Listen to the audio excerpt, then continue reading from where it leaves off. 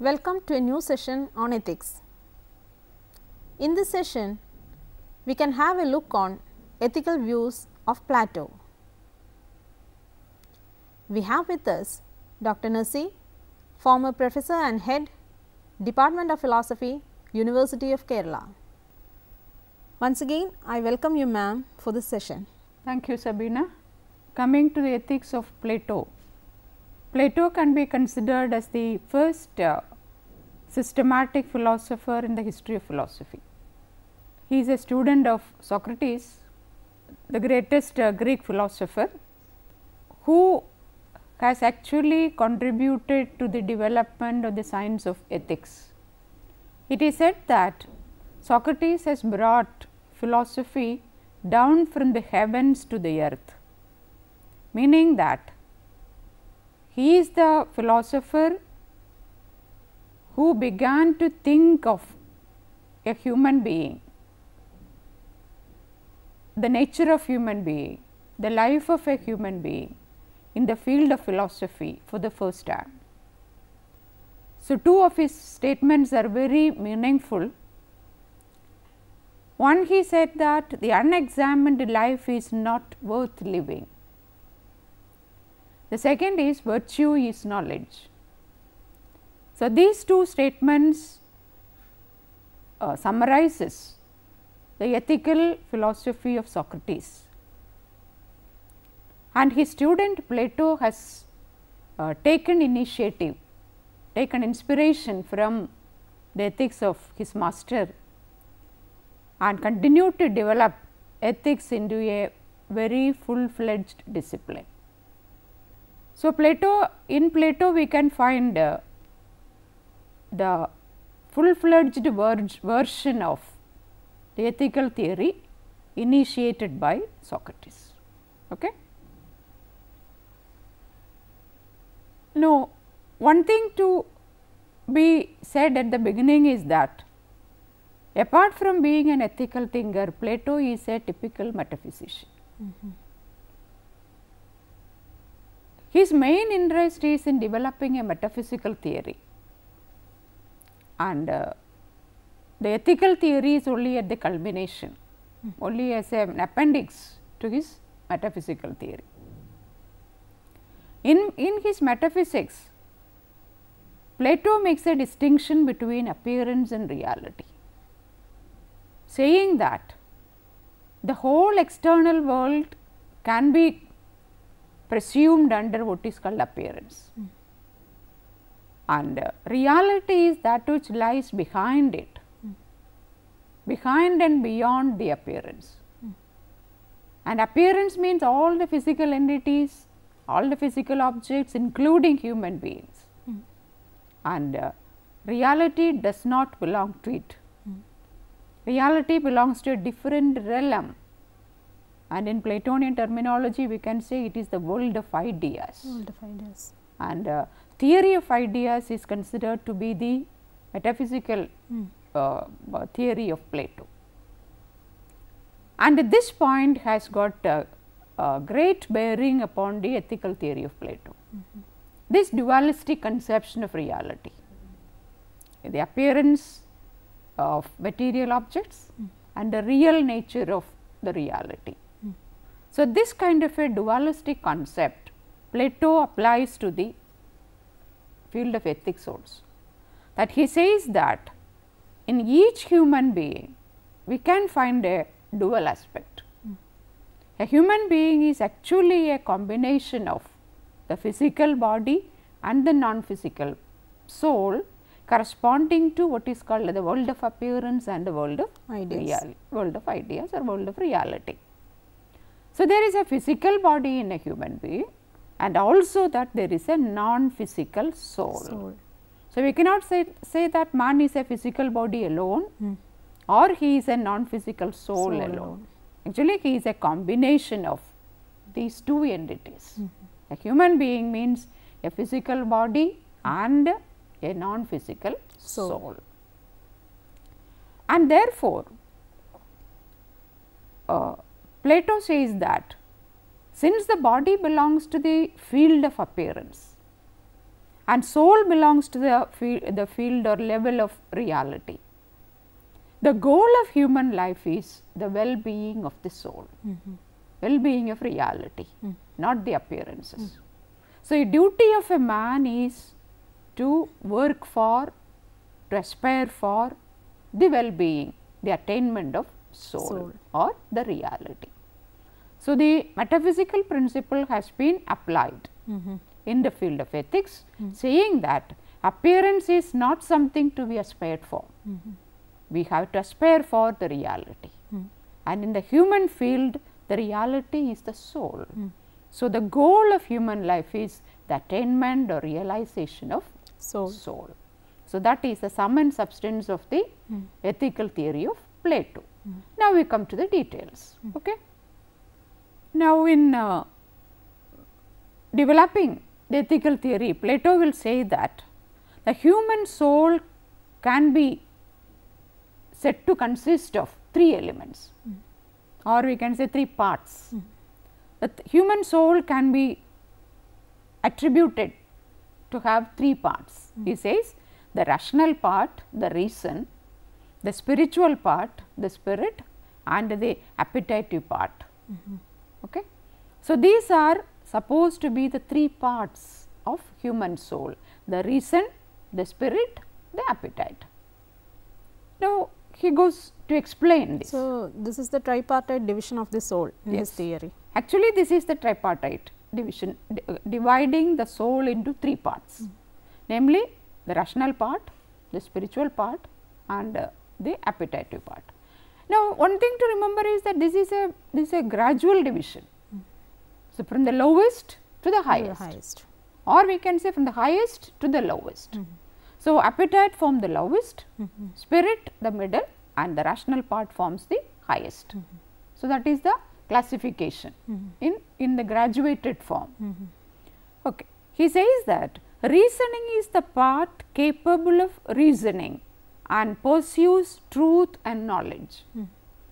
The rational part, which is the highest part of the soul, or let us say the goal of soul.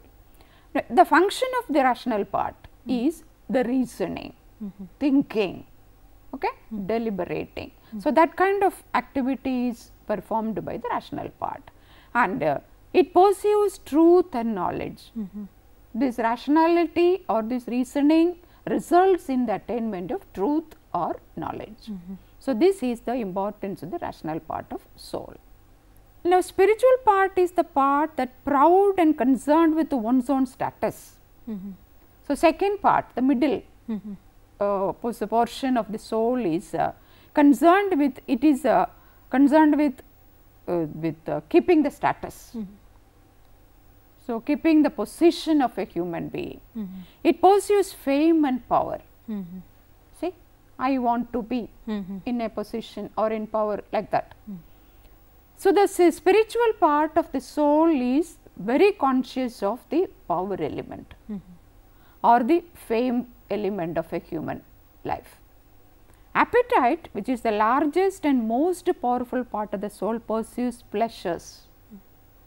So, we can say that the rational part is the very silent part. It works silently, or it is the weakest part. It does not exert itself. Okay. The spiritual part, of course, it exerts, but it has got a purpose of attaining fame and power. Okay. Whereas, the appetitive part of the soul is the largest or the most powerful, let us say, because it pursues pleasure all the time and tries to avoid pain. It does not like pain. A human being all the time tries to avoid pain and tries to attain pleasure, and this element or this function of the soul is performed by the appetitive soul, and that is why it is said that appetite is the most powerful part. Since it is the lowest part, it is the largest part of the soul, it is the most powerful part of the soul, it aspires for attainment of pleasure and avoiding pain. The second part is the spiritual part. Now, it is all the time after fame, money, power and so on. So, it wants to keep the status, never wants to go down or wants to go up, and the highest part is the rational part. Let us say it is a silent part, but it is the noblest part. Okay? After doing this, Plato wanted to apply this classification of soul into his political, his epistemological and his metaphysical theory, even in his ethical theory. So, this is a classification of human soul in general, and this theory he applies in the field of morality along with his metaphysical as well as political and epistemological theories. Now, Platonist theory of soul, this Platonic division of soul, tripartite division of soul, this has got a dramatic impact on the moral theory of Plato, because this he applies it in the field of ethics and it has made it meaningful, more meaningful. Now, Plato's theory can be said to be a theory of self-realization. We can classify, we can name the ethics of Plato as an ethics of self-realization. Now, this ethics of self-realization is quite opposite to the hedonistic theory, or it is anti-hedonistic. We know the hedonistic theory means that a theory which tries to attain pleasures, a theory which says that the goal of human life is the attainment of pleasure. That is what is called a hedonistic theory. So, right from the time of Greek, even before Plato, this theory was prevalent. And Plato knows about that. Now, he comes to theory and says that this is not the goal of life. Pleasure can never be the goal of life according to Plato. And he therefore incorporates another goal of human life, saying that the goal and purpose of every human being is to attain his own realization, namely self-realization, the most important theory of ethics in our own time. So, even after Plato has propounded this theory has got prominence in such a way that even today people are there advocating the theory of self-realization, supposed to be one of the best theories in ethics. So, that is the importance of the ethics of Plato. So, Plato's theory of ethical self-realization is accepted even today's time. Even today's philosophers follow this theory and they try to develop on that. Thus, Plato's ethics is relevant even today, and it can be a sound basis for a moral theory or for the modern man. Now, according to Plato, the soul's part has functions in a hierarchical order.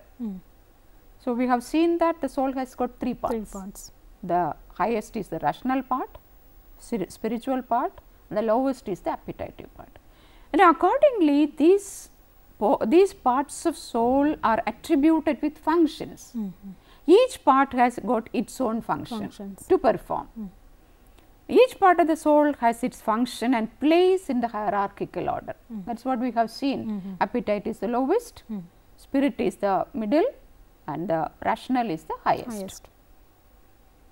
This means that for good conduct, a rational soul should reign supreme and exercise effective control over the other parts of the soul. So, this is the meaning of a good character or good man. Means in a good man, the rational part of the soul must reign supreme, even though it is the most silent one. We have seen the nature of the rational part is a very silent, it is the weakest one. But Plato will say that to be good, if a man wants to be good, his life must be directed and controlled by the rational part. Okay? So, that is the function of that part of soul called the rationality. So, first he says that every part of soul has its own function. So, the function of the rational part is to guide and to control the whole of human personality, to guide and control both spiritual part as well as the appetitive part. So, that is supposed to be the function of the rational part. Then similarly, The ignoble, the irrational soul must be under the domination of the noble part of the soul. Not only that, the rational part must control the spiritual part. The lowest part must also be under its control, namely the appetitive soul. That is the ignoble soul. The appetitive part of the soul, we have seen it is the most powerful part of the soul, because it is after all pleasures, enjoyment of pleasures. Now, this part of the soul must also be under the control of the rational part. That personality is the ideal personality. So, in the life of an ideal personality, the rational part must reign supreme, and the other two parts must be under the control of the rational part. Thus, Plato believes that the essence of moral life is governance of the lower by the higher. See, governance of the lower by the higher.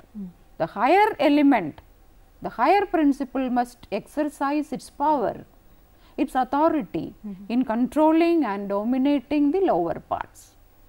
Now, see this, now according to Plato, this produces harmony in life. I mean, this is the ideal state of life, or this is the perfect state of life, where the higher elements control and the lower elements obey. Okay? The higher elements are dominating and the higher elements are subordinating. So, this is the ideal state of life. And one thing to remember is that Plato applies this principle to the society, to the state. He created an ideal state. Yes. So, this principle of the higher principle, the higher controlling and governing the lower. So, that is the principle that he has developed from the nature of soul. So, that is the importance of Plato. Plato develops the principle from a metaphysical background.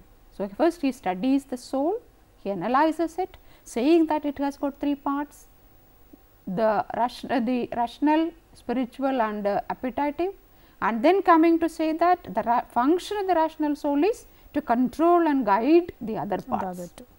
So, meaning that the higher principle has to control the lower. So, this is a metaphysical principle developed from the background of the soul, study of soul. Now, what Plato does is apply this principle to the field of politics, or he is speaking of the ideal state with this principle, that will come later. Okay. And as we have said, Plato has given a tripartite division of soul into reason, spirit and appetite. Now, Plato says that evil is due to lack of knowledge. Okay. So, meaning that a person performs an evil activity, a wrong activity, because he does not know it. If he has knowledge, he will never perform a wrong activity. So, remember, this is a principle developed, propounded by Socrates. Socrates says that virtue is knowledge. Or if you know the truth, you will never say untruth, you will never speak untruth. So, this the same principle that Plato follows. Now, says that again, if people can discover what is right or the good, they will never act wickedly. If they know what is right, they will never go wrong. So, when they go wrong means they do not know the right. Right knowledge. Okay. And therefore, what is required is first acquire certain kinds of knowledge. So, acquiring or attainment of knowledge is most important to become a moral man. If you want to speak the truth, you must know the truth first. So, if you want to be a good man, you must know what is a good man first. So, acquiring knowledge is the first step in the Plato's ethics. So, he says that the development of mental powers or knowledge through study is one thing. Second is developing various habits of behavior, so that you can apply this knowledge.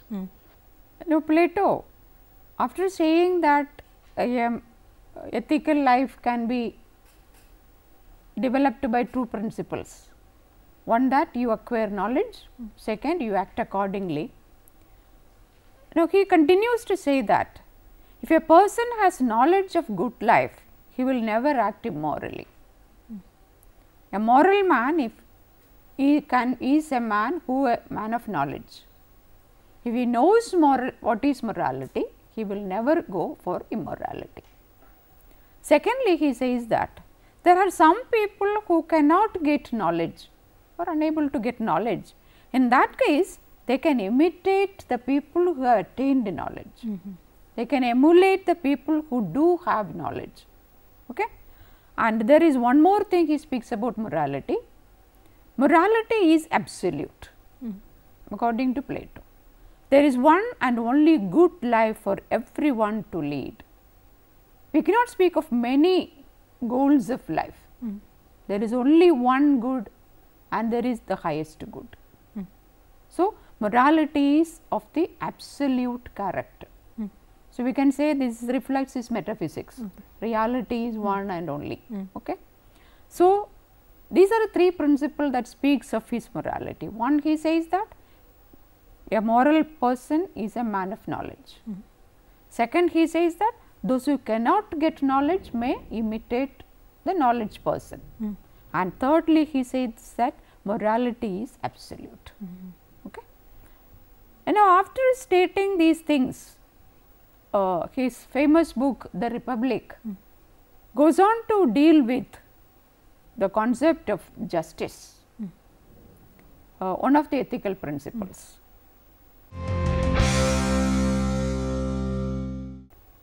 Now, theory of virtues is one of the basic principles of Platonian ethics.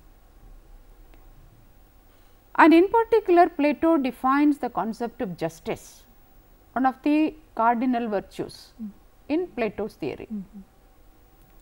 Now, one thing to remember is that Plato defines justice in the context of individual and the society. So, that he compares, he makes an analogy between the individual and the city state, the society of his times. Now, he says that any proposed definition of what makes an individual just can be tested by applying it to cities and vice versa. So, a just person, if you try to define a just person, you can define a just society like that.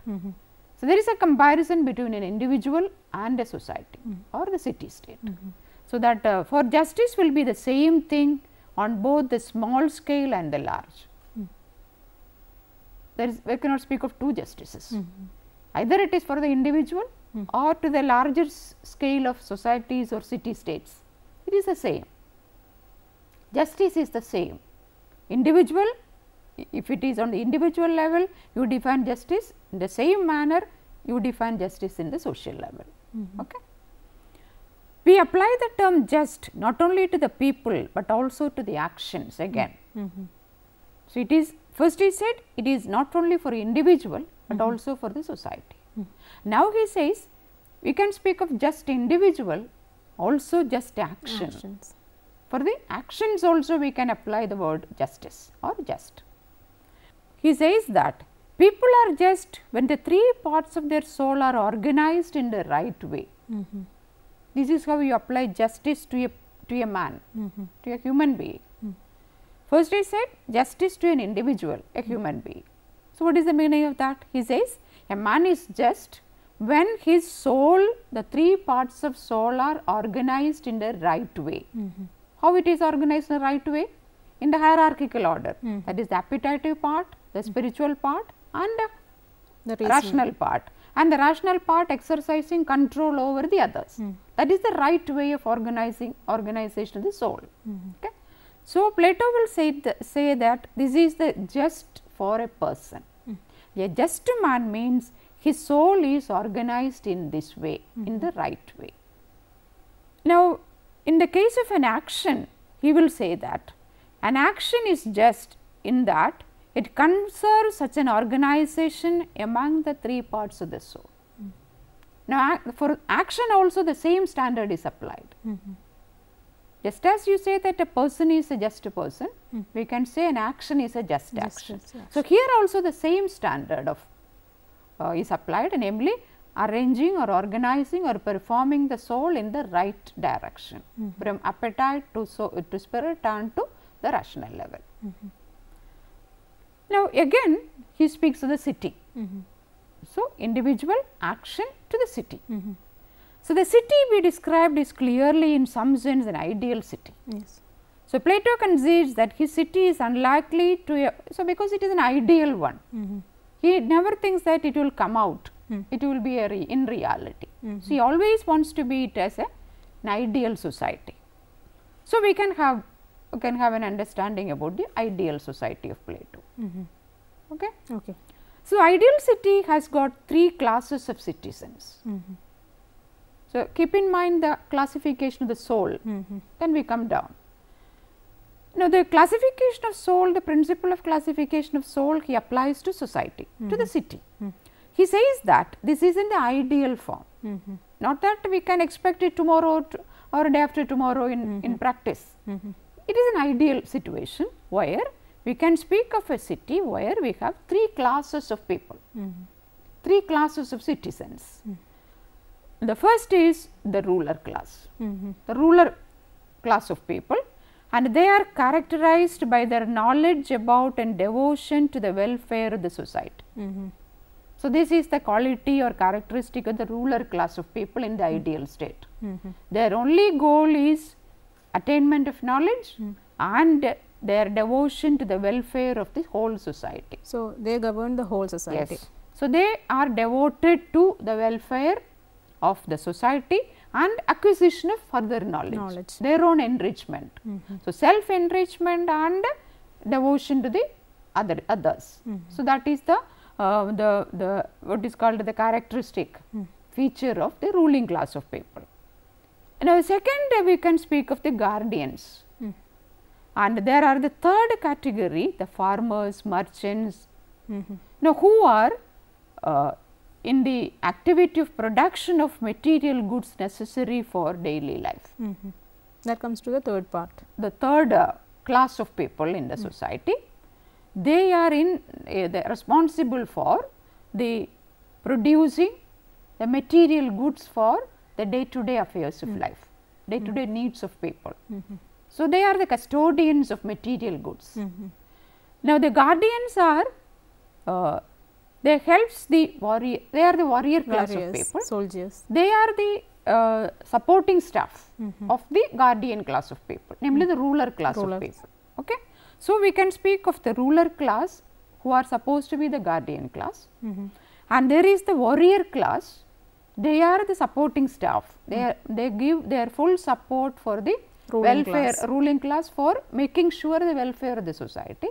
And the third means lowest is the what is called the artisans, farmers, merchants, who make sure that the society is provided with the day to day amenities of food and other things. So, they are the farmers, including the farmers and business people. What are things are material goods are necessary for daily life are provided by this class of people. So, again the tripartite division of the soul is again reflected here. Yes, of course, we can say it is a tripartite division of society.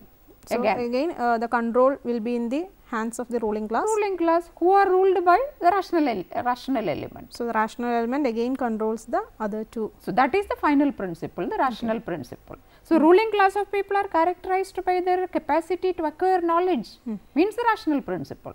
So, they are governed by the rational principle, and they are supported by the physical strength of the warriors. So, warriors are there all the time supporting with their physical might the ruling class of people. So, therefore, we can say that they are actually the courageous, the virtuous part of society, of the human soul, and the appetitive part is performed by the lower class of people, common people covering what is called merchants, farmers, artisans. So, who provide the material goods of society for their daily living. So, this is the classification of society, and he assigns virtues to these classes.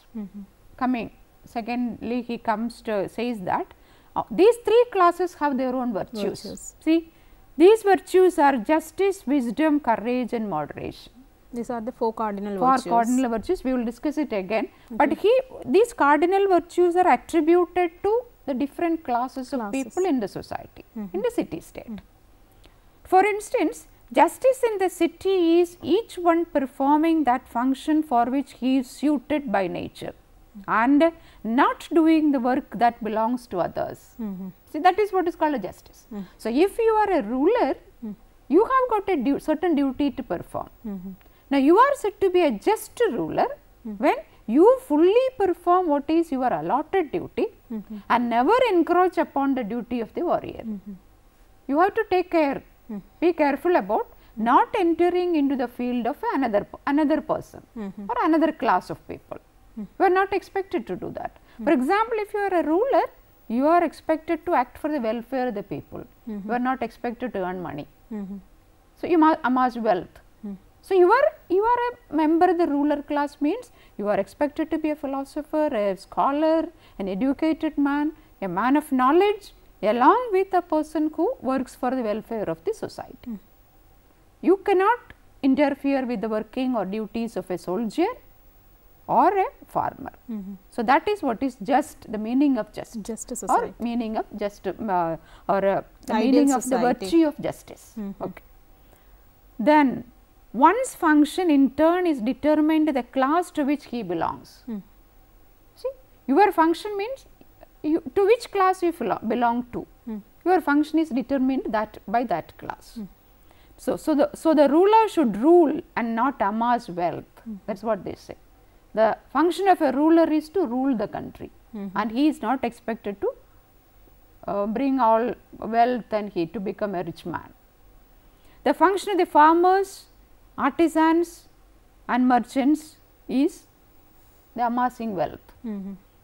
The duty of the farmers is getting money, because he is the custodian of all material goods of society. He is the provider of food. He is the provider of all physical amenities for all the people. So, he must be rich. So, amassing wealth or becoming rich is the function of a farmer, for example, or a businessman.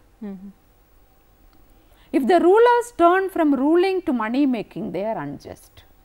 So, this is the meaning of just and unjust. So, if a ruler, instead of ruling the country or ruling his society, he turns towards money making or amassing wealth, he is an unjust man. Okay? He is not a just man. So, this is how Plato makes a distinction between justice and injustice or injustice, or just and unjust man. Now, just individual whom Plato describes is also known in some sense ideal. So, after defining who is a just man, a man performs his own function and a man who never interferes the functions of another, that is a just man. Now, Plato says that the just individual is the ideal man. A man who performs his own function and keeps away from the functions of others, not interfering with the functions of others, he is considered to be an ideal man. So, just individuals are, now he says, just individuals are not simply intellects. So, do not think that they are only intellectual people, they are only in the field of meditation, only knowledge people, but for their souls contain other two parts also. So, because they have to look after the society also, even the ruler has to look after the welfare of the society, the other people. They are described in terms that they make necessary concessions to the uncomfortable reality in which we continue to live, the uncomfortable reality of embodiment. So, even though the ruler class of people are philosophers, namely people of knowledge, people of meditation, people of reading and study. So, they have got the other aspects also, the lower aspects also, because it is a human being, he has to take food, he has to protect his life. So, but only thing is that it is only lower aspect. The higher aspect, that is the in full bloom, it is to be realized in the full potential, then only he becomes an ideal man. For example, for Plato, justice of a city or an individual not a stuff it contains, but a structure in which its parts are organized. So, it is not a thing that we can get. Justice is not a thing. but it is a structure in which the different parts are organized. The lower part has its own place, the middle part has its place, and the highest part has its own place. So, those parts are organized in their own places. So, such an individual is an ideal person, or such an individual is a just person according to Plato. So, by giving an example of the ideal state, Plato speaks of the just person, who is an ideal man. An ideal man is a just person, who performs his own function to the 100%, to the full extent, and completely abstains from the functions of the other classes of people, other groups of people. So, this is the meaning of a just person, and he is supposed to be an ideal person. Ideal man. So, this is one of the primary principles of the ethics of Plato. I think it would be good to highlight the main points from this session. Yes. So, in this part of the ethical theory of Plato, Plato tries to classify the human soul, because human soul is the beginning of metaphysics. It is the reality, it is a metaphysical principle. Now, this soul, according to Plato, we can say that it has got three parts: the highest, the middle, and the lowest. The highest is the rational, middle is the spiritual, and the lowest is the appetitive part. Now, the important thing to be highlighted is that in the ideal state, the rational element exercises control over the other parts, or in other words, the lower parts are subordinated to the governance of the higher part. And this principle Plato applies to society. This principle developed in the context of the soul, he applies to the context of society, the city state. And therefore, he says that we can speak of an ideal state, and he never expects it to be an actuality. It always the ideal one, where we can speak of the three classes of people with definite functions of their own. And a just person is a person who performs his own function to the fullest extreme and abstains from the functions of the other classes of people. And such a person, such a just person is an ideal person according to Plato. So, these are the points that we have highlighted in this presentation. Okay, ma'am. We can have some assignments from the session. Yes. Firstly, critically evaluate the ethical theory of Plato. Second, distinguish between rational and irrational parts of the soul according to Plato. Third, comment on the ideal state of Plato. Fourth, discuss the contemporary relevance of Plato's ethical views. And fifth, Plato's theory of justice. Explain. Ma'am, can you have some references for this session, because it would be good for the students for their further study. Okay. Plato, being a great philosopher, his philosophy can be read from any volume of history of philosophy. Specifically, a student can read the famous work of Plato, the Republic. And coming to the ethical aspects, specifically, I can suggest one or two books. One is the Manual of Ethics by Jadunatha Sinha.